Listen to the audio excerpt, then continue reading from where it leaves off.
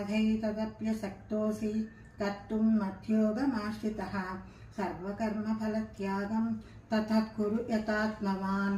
श्रेयो हि ज्ञानमभ्यासात् ज्ञानात् ध्यानं विशिष्यते ध्यानात् कर्मफलत्यागात् शान्तिरनन्तरम् अद्वेष्टा सर्वभूतानां मैत्रः करुण एव च निर्ममो निरहङ्कार समदुःखसुखक्षमी सन्तुष्टः सततं योगी यतात्मा दृढनिश्चयः मय्यर्पितमनो बुद्धिर्यो मद्भक्तः स मे प्रियः तस्मान्नो द्विजते लोको लोकान्नो द्विजते च यः हर्षामर्षभयोद्वेगैः मुक्तो यः स च मे प्रियः अनपेक्षः उदासीनो गतव्यतः सर्वारम्भपरित्यागी यो मद्भक्तः स मे प्रियः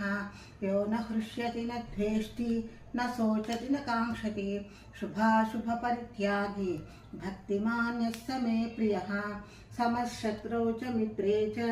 तथा मानावमानयोः शीतोष्णसुखदुःखेषु समसङ्गविवर्जितः तुल्यनिन्दास्तुतिर्मौनी सन्तुष्टो येन केनचित् अनिकेतस्थिरमतिर्भक्तिमान् मे प्रियो नरः हेतुधर्म्यामृतमिदं यदोक्तं पर्युपासते श्रद्धधाना मत्परमा भक्तास्तेतीव मे प्रियाः।